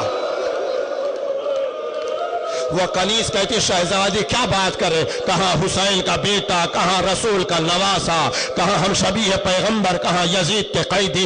इतने में दूसरा सर आया तो वो जनाब कासिम का सर था। उसने फिर गौर से देखा, अरे कहाँ लानत हो, मैं इतनी जल्दी नहीं भूलूंगी। अरे ये सर तो मेरे बड़े आका हसन के शहजादे कासिम से मिल रहा, कासिम से मिल रहा है। एक एक सरों को वो देखती रही और गौर से देखती रही। बैकमा तो चीख मारी। कनीज ने पूछा शहजादी क्या हुआ? कहा वो देख। कहा क्या है? कहा वो देख, एक ज़ईफ दिखाई दे रहा ना जिसके गले में तौक है, पैरों में बेड़ियां हैं, हथकड़ियां हैं, जिसके हाथ में मिहारे नाका है, मिहारे नाका है। गौर से देख के कहती है मेरा खुदा गवाह है, मेरा खुदा गवाह है, ये शख्स कुछ जाना पहचाना लग रहा है। मुझे याद नहीं आ रहा कि मैंने कहां देखा है, मगर हतमन मैंने जरूर देखा है। ये ज़ईफ तो कुछ जाना पहचाना लग रहा है। वो कनीज कहती नहीं ये सब यजीद के कैदी दायरो हलम के हैं, ये इनको कहां आपने देखा? कहा नहीं, मेरा खुदा गवाह है कि ये जो कैदी है ना ये कुछ जाना पहचाना लग रहा है। ए मेरी कनीज, तू जा फौरन बाजार में और जाने के बाद इस कैदी को सलाम कर, और सलाम करने के बाद पूछ मेरी शहजादी ने पूछा है कि तुम्हारा नाम क्या है, तुम्हारा वतन कहां है, तुम्हारा जुर्म क्या है कि जो तुम्हारे छोटे छोटे बच्चों को लोग पत्थर मार रहे हैं। वो कनीज दौड़ी हुई आई और आने के बाद इमाम के पीछे खड़ी हो गई और कहती कैदी तुझ पे मेरा सलाम हो। इमाम ने जवाब सलाम दिया।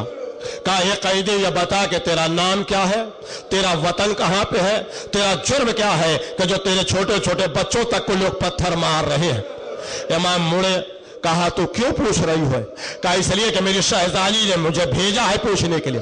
کہا تیری شہزادی کہاں ہے؟ کہا وہ بالا خانے میں بیٹھی ہوئی تم قیدیوں کا تماشا دیکھ رہی ہے، وہ بالا خانے میں بیٹھی ہوئی تم قیدیوں کا تماشا دیکھ رہی ہے۔ امام نے کہا جا اپنی شہزادی سے میرا پیغام پہنچا دے کہ مدینے سے چلتے وقت کیا مدینے کے سردار نے تم سے یہ نہیں کہا تھا کہ جب شام میں کوئی ایسا قافلہ آئے تو اس کا تماشا نہ دیکھنا، اس کے ساتھ صلہ رحم کرنا،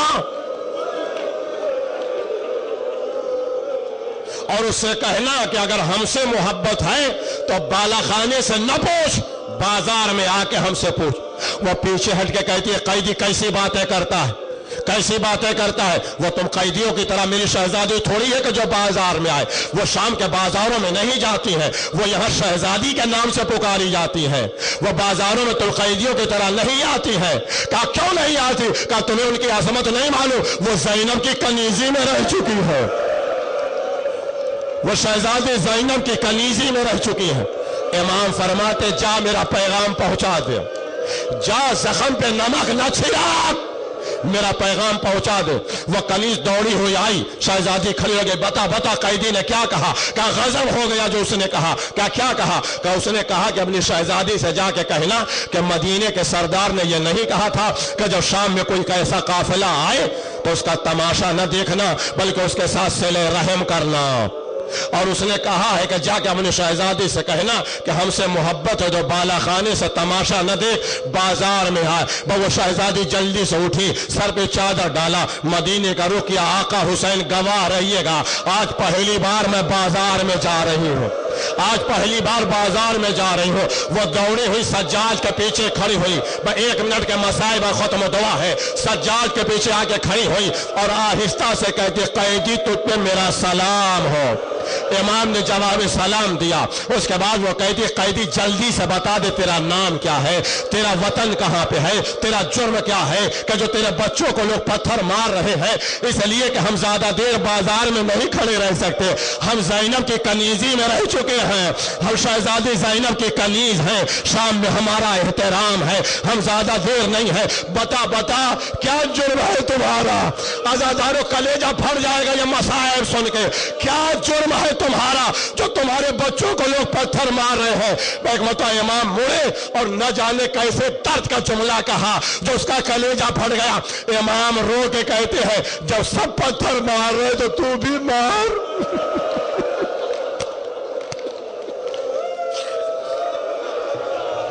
جب سب پتھر مار رہے تو تو بھی مار، ہم تو یہاں پتھر کھانے آئے ہیں، ہم یہاں پتھر کھانے آئے ہیں۔ وہ کہتے ہیں نہیں ہم نہیں پتھر مار سکتے، ہم نے بالا خانے پہ پتھر جمع کیا تھا مگر نہ جانے کیوں تمہیں دیکھنے کے بعد ہمارے ہاتھ سے پتھر چھوٹ گئے اور ہمیں رونے کا دل کہہ رہا ہے۔ امام فرماتے ہاں تو ابھی اور روئے گی، ابھی تو روئے گی، تو ابھی تو روئے گی۔ وہ پیچھے ہٹ کے کہتے تو ایسا کیوں کہہ رہا ہے کہ ہم روئیں گے؟ اتنے میں کٹے ہوئے سر سے تلاوت کلام پاک کی آواز آئی، وہ دوڑی ہوئی گئی، ارے تو سر کون ہے؟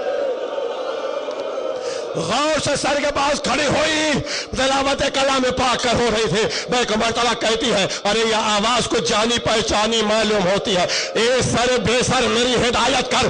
اتنے میں ایک محمل سے آواز آئی، ارے ریحانہ پہچان،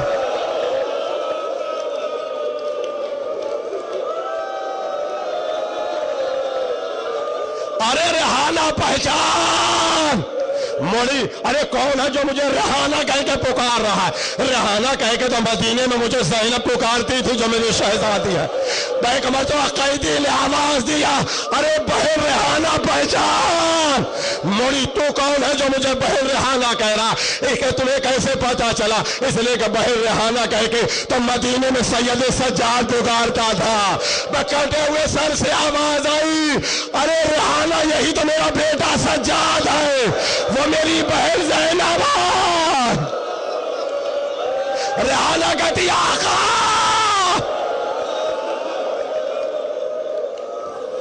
آخری جملہ ختم دعا ہے، दौड़ी हुई आई जनाब ज़ैनब के सामने, बीबी अपने नाके से हमें कुचल दीजिए, अब हम इसी दिन के लिए जिंदा हैं कि आपको बरहना सर देखे। ए बीबी कोई हुक्म हो तो बताइए, ए बीबी कोई ख्वाहिश हो तो बताइए। मैं बता, ज़ैनब रो के कहती है, रेहाना तुम्हें हमारे पर्दे का एहतराम मालूम है ना? कहा शहजादी मालूम है। कहा अगर हो सके तो हमें दरबारे यजीद में अब जाना है, हमारे लिए चादरों का एहतमाम कर दे। रेहाना बस्ती में गई, कस्बे में, और हर बीबी से कह रही, अरे चादरें दो, चादरें दो, चादरें दो। एक गट्ठर जमा किया। शाम की औरतें कह रही, रेहाना अरे इतनी चादरें क्या करेगी? अरे कहा तुम पे वाय हो, अरे तुम अपने घरों में पर्दे में हो। फातिमा की बेटियां बरहना सर आ गई। जल्दी से अपने कनीजों के साथ वो लिबास का गट्ठर लेके आई और सैयद सज्जाद और ज़ैनब के हवाले किया। और ज़ैनब ने चादरों को बांटना शुरू किया। अज़ादारों, अब मैं मर जाऊं मगर ये जुमला कहूंगा जो हमीद इब्न मुस्लिम कहता है, बस जैसे ही ज़ैनब ने चादर उठाया और चाहा के सर तक लेके जाए, इतने में शिमर ने ऐसा नेज़ा मारा कि ज़ैनब के हाथ से चादर छोड़ गई। सैयद सज्जाद कहते, फूफी अम्मा बद्दुआ